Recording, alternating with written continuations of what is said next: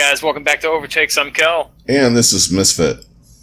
And we're here with the second part of our week 2 stage 4 review. So we're going to start it off with San Francisco. They look pretty good this week. Yeah, they did. They're adjusting well. Better, I think, than we thought. Mm-hmm. One of the main reasons, though, is Architect. He's just playing out of his mind. He really is. And Sleepy's playing out of his mind, too. Yeah, I mean, those two guys are kind of carrying him. Sleepy's been really good for pretty much the whole season. Yeah. But ever since Moth came in, he's been a beast. Really unloaded and just become so good. Yeah. It makes such a huge difference for them, too. I mean, and also, Choi Hyobin has made a big difference, too. Yeah, he solidified really that off tank. Because Nevix was okay, but he wasn't great. Right. This kid is really good. And putting him alongside Super has worked out really, really well for them. Yeah. They definitely have a future. They're definitely a young team now. Mm-hmm. What's Baby Bay the old man on the team? And he's like, 21? Yes, right. But they looked really good in the second half of the London game. Yeah, they did. Pull it out, but I think it was more just London being that good. Yeah, I think so too. Inexperience against a team like on that level. Exactly. But they look good. They held their own. They really did. And they adjusted well too, which impressed me. Then they took that knowledge to the next match. Mm-hmm. And pretty much decided to wipe the floor with the Houston Outlaws. Oh my God. It was just not even close. Houston got demolished. Yeah, and it was almost comical. I was like, that was one, in my mind, I was like, Houston is not the team. No, they really aren't. Yeah. Alright, so let's move on to the Valiant, who's a team that, I mean, they really didn't have very interesting matches this week because Boston hasn't looked very good, and then Florida. But, yeah, Boston started adjusting at some point. It's like they watched the way Dallas played when they played them and kind of tried to mimic some of that. Yeah, I don't think the Valiant were ready it's going to be their best shot. Yeah. I don't think the Valiant were ready for them to not be like ramming their heads against the wall with dive. I think it threw them off. But the Valiant still played well. Yeah, they did. They're almost consistent. Right. They're showing more consistency, but we still have yet to see them prove it against a top-tier team. Yeah. That's my biggest hesitation with this team.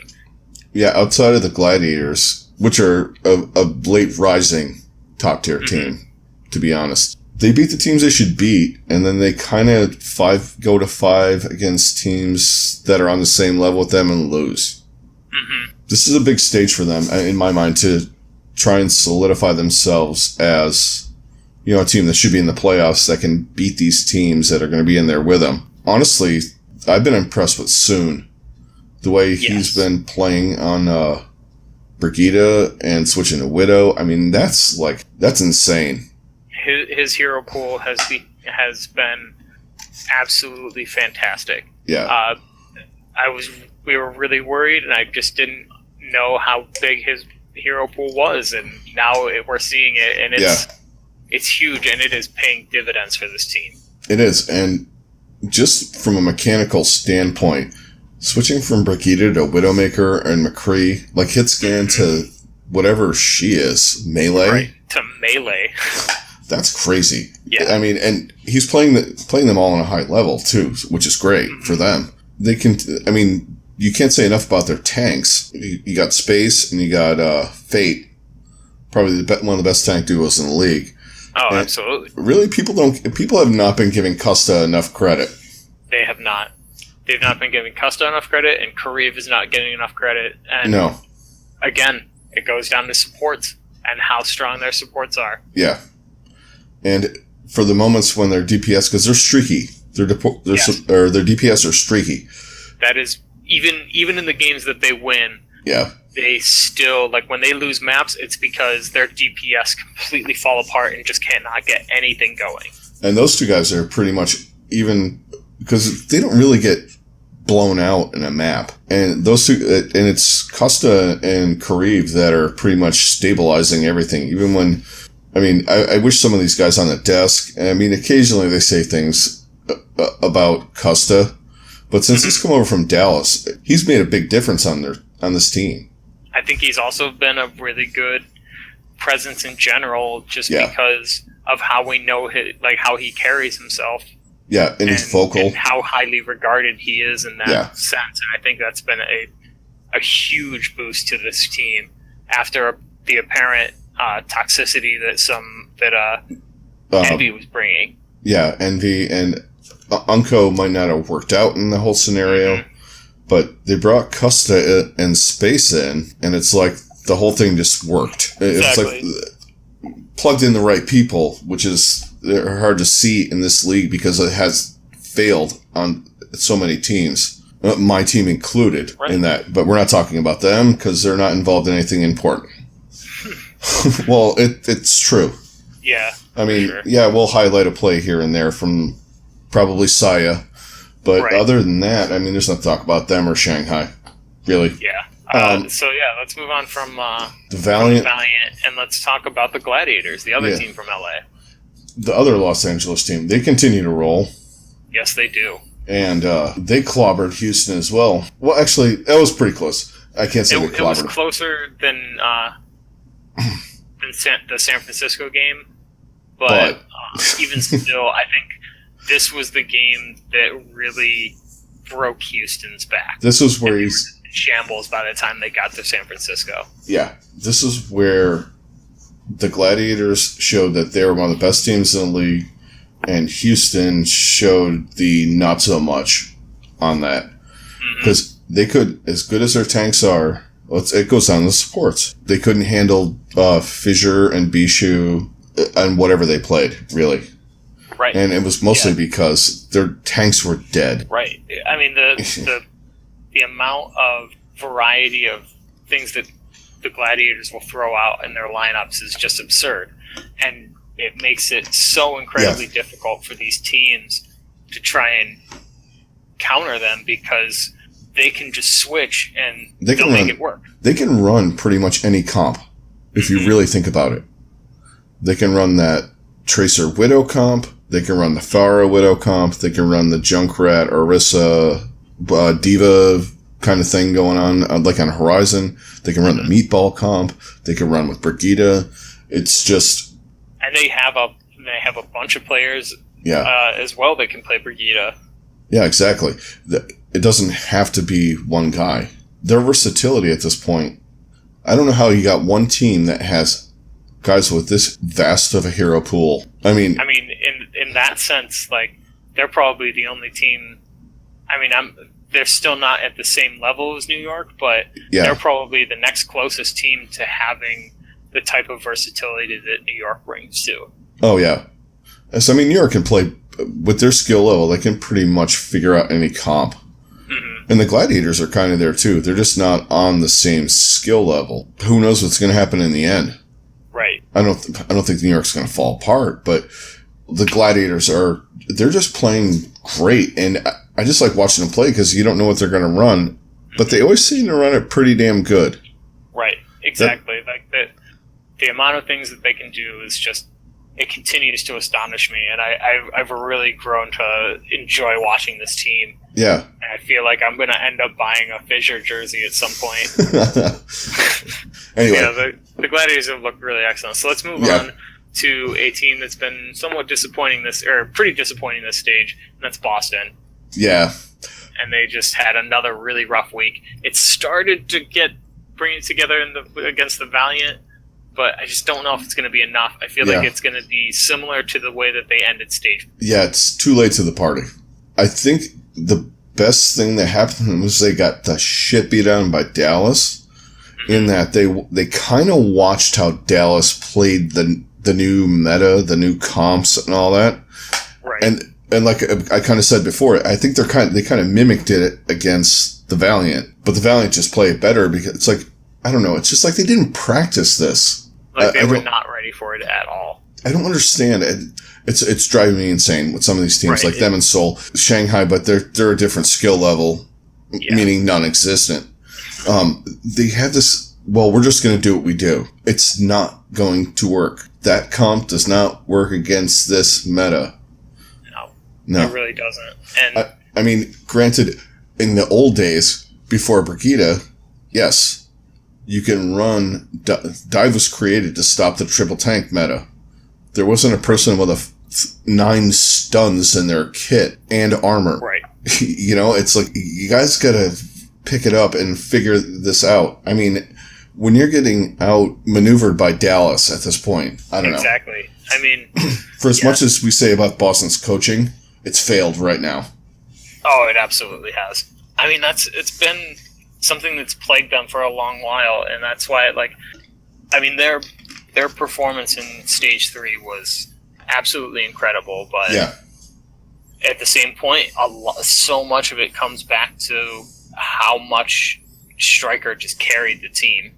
Oh, yeah. And then they're one of those teams that we also talked about, like, they respond really well to adversity. They got a huge amount of adversity, and they just rode that throughout the regular season, but it just wasn't enough to put them over the top.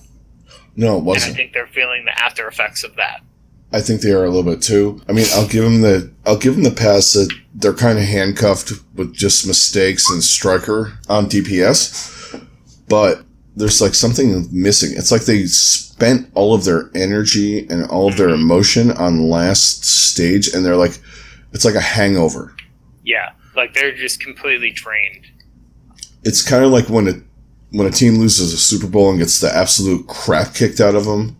Mm-hmm. Kind of like, all right, like when Denver beat Carolina, the next year they were terrible. Oh, because exactly. They thought they were going to go in there and just wreck shit. Mm-hmm. And what happened was they went up against something they were not ready for. An actual NFL defense. Yeah. Not a team from the NFC South. Yeah. Oh, and a team with a quarterback, because all the quarterbacks mysteriously in the NFC playoffs got hurt that year before they played Carolina. My team won, so I'm not going to complain. But it was a very weird year for that. But it's on that level. I think it is. I think they lost a little of desire, but they got kind of drained. And then the whole meta switch happened. It's a whole new mental process. I think it's really screwed them up. And their coaches didn't get them ready for it, which is really odd with this team because their coaches are really good.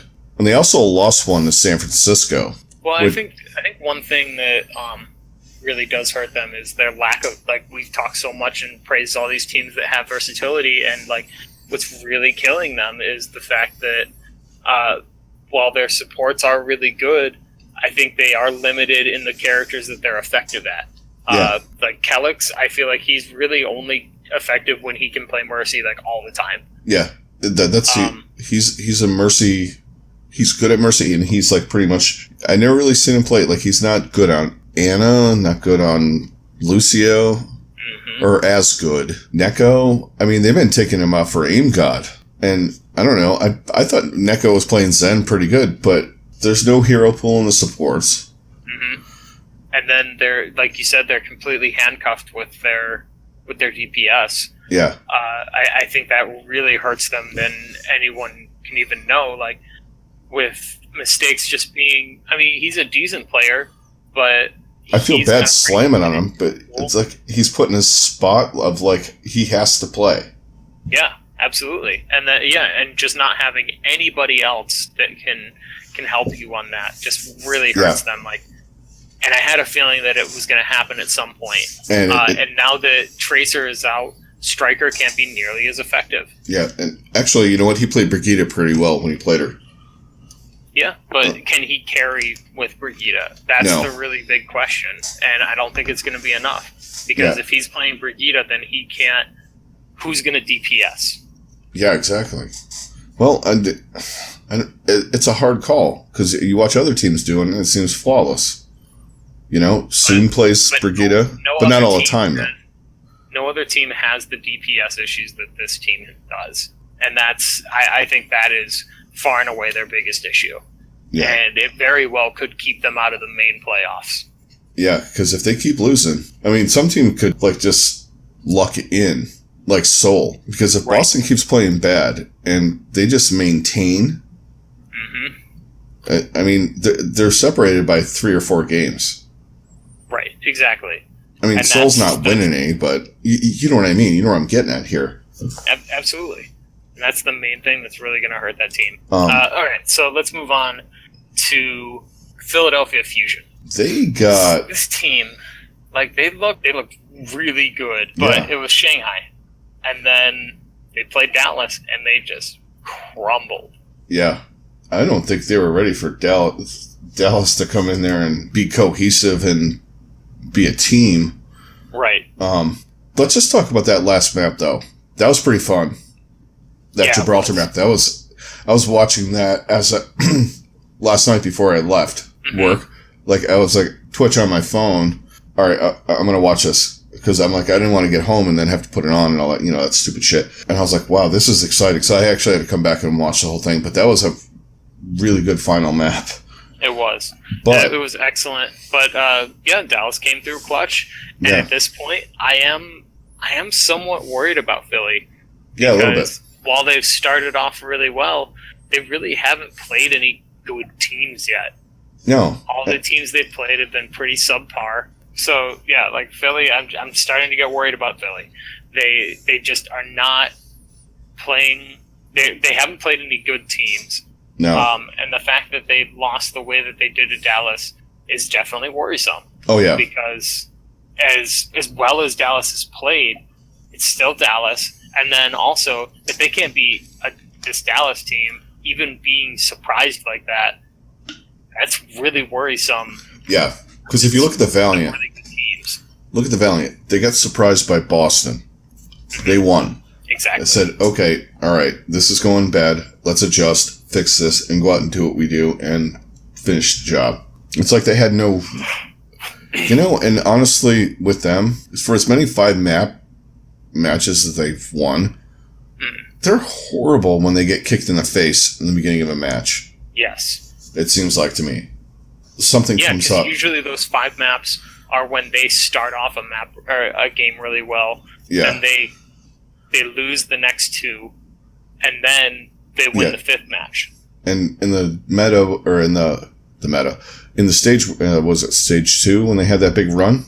Mm-hmm. It was usually Gibraltar where they picked things up and took over, but Dallas beat them on that. Exactly. And all of a sudden, they're not good on King's Row, too. Right. Which should be really worrisome. Because that means that Fraggy's not working and Sato's not working. And actually, it was Sato that was playing this, and it's just like, I feel like they should, if Sato is going to play, he needs to be playing on the maps where they need a Winston. Yeah. And exactly. The fact that their main tank doesn't have the versatility to play both of those characters at a really high level, I think is really going to hurt them, because there's going to be times where they need to be able to make that switch mid-game. On a map like Lijiang. And that's what makes a player like Meko, a player like Fissure, Gesture, all these guys, that's what makes them so good, is they can play all 3 main tanks. Yeah, and when you play a map like Lijiang Tower, you need the whole main tank hero pool. Mm-hmm. You can't switch off in between on points. So, and I don't know, Sato is okay, I guess, from what I've seen. But I don't feel like it's better than anything that Fraggy's been doing. I don't feel like it's enough of an upgrade to keep doing that. I mean, on Winston, you can go, with this Winston play, it's better. Right. But honestly, at this point, I would rather just keep playing Fraggy and not even try to mess with the synergy. The synergy you've already built up over the whole course of the season. With him, Poco, and the rest of the team. Right. Because Boombox and Neptuno are solid. Their DPS are insane. I mean, their tanks are kind of, I don't know. They're the wild card, and possibly, I think they're kind of a weak spot. It's definitely not a positive. Yeah, and it's a weird spot too. Not only like there are games when you're going, oh my god, their tanks are unbelievable, and then there are other games going like, are they even playing? They do. They still do a lot of switching between Poco and Hotba as well. Hotba, yeah. We saw some Hotba this week, and it just, I But feel like it's something we've talked about, and I think it's a big part of why London it's something we talked about with London. Yeah. And their whole big thing, and it's starting to really make sense that switching guys in the middle of a match, unless you're freaking Pine, it doesn't just, it really hurts. Yeah, outside of DPS, it doesn't work. Because DPS because DPS guys sometimes go on their own. Yeah, there's a plan. Your tanks and your supports are your main shot callers, your main directors of the traffic, keeping people alive, all that stuff. DPS, their main job is to kill. Exactly. And if you're rotating the tanks in and out, or the supports in and out, it's just stupid sometimes. I was all on that. I was like, yeah, okay, this rotation thing that they're doing was good. Was it Fraggy and Poco, and then flipping out into Sato and Hotba? I thought that was a good thing.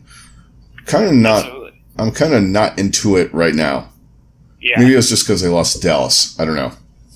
I think it's partly that, and I think it's partly also seeing the success of all these other teams and not switching out their tanks all the time. I feel like they're fine switching out the DPS. That's totally acceptable. But New York has the weird thing you're with basically doing wholesale changes just about every game.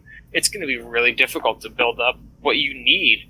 Yeah, and the only team that does it, like New York does Jonas on hybrid, like all of them. I don't know why. Yeah, that's the only time. Yeah, that he plays, because he played even if it's the fifth map. Jonas still comes in. Yep, he played Hollywood. He plays Kings Row. He's played all of them since the second stage. I feel like it's because Janus just has a better ability to patrol an area. Yeah, maybe that's it. Whereas he's got a good aggressiveness in that. Whereas Mono is more just kind of follows Meko and just they just work really well together. Pushing. They're more passive, I guess. Yes. Yeah, he's much more passive, but aggressive when he needs to be. Right. And Janus is good on that, where we have to take the point to get the he's cart good on moving. that part, and I think once they capture a point, he's really good on sealing off entrances and peeling behind the cart or the payload or whatever, and just securing areas. Where Meko and Mono together, they're pretty much just like a duo of murder. You know what I mean? There's no other way to put it. I mean, and just creating space and wreaking havoc on teams. And I think Jonas might work better with Pine too, because he seems to be on the maps when Pine's on. Yeah. Well, which is Widowmaker maps, but except for Ilios and a couple of those other control ones. But yeah, we got off on a tangent. But when has that never happened? Right. Exactly. But Philly, they just gotta. I don't know. I'm insecure about thinking they're gonna make it, but the teams below them though are worse. I think that Philly ends up kind of stumbling into the playoffs. Yeah. They'll make it, but it'll be barely, and I really don't feel like they're gonna end up going very far once they get there. Well, it's hard to say because you know what you're gonna get.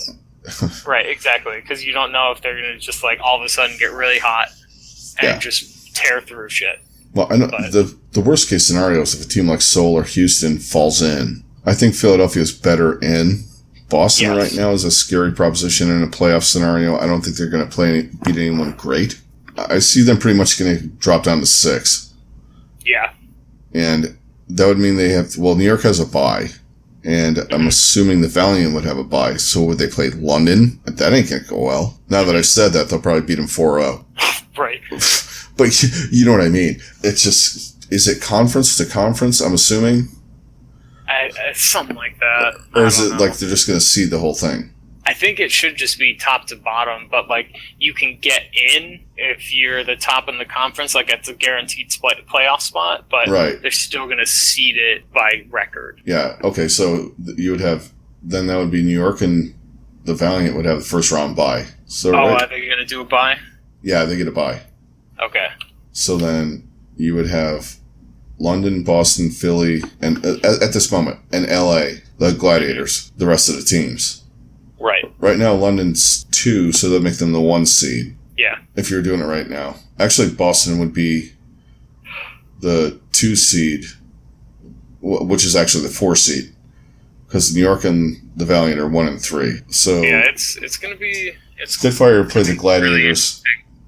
What would happen is Spitfire would play the Gladiators, Boston would play Philly. Mm-hmm. That would be your first round right now. If they worked it like conventional sports, which sometimes they don't, and it drives me insane. No kidding. All right, guys. So thanks for tuning in. Don't forget to catch us on Wednesday. We're going to start our picks and our previews for week 3. Man, we're getting deep into this, aren't we? Right. Anyway. This stage is somehow going even faster than stage 3 did. Yeah. Guys, thanks a lot for listening. Don't forget to like, subscribe. We appreciate all of your comments, all of your subscriptions, tuning in to us. It really does mean a lot to us. And catch us on social media. All the links are down below. Forget about High Noon Pick'em. Join up with the league. You can try and beat us. And we will see you on the next one. Catch you guys on the next one. Later.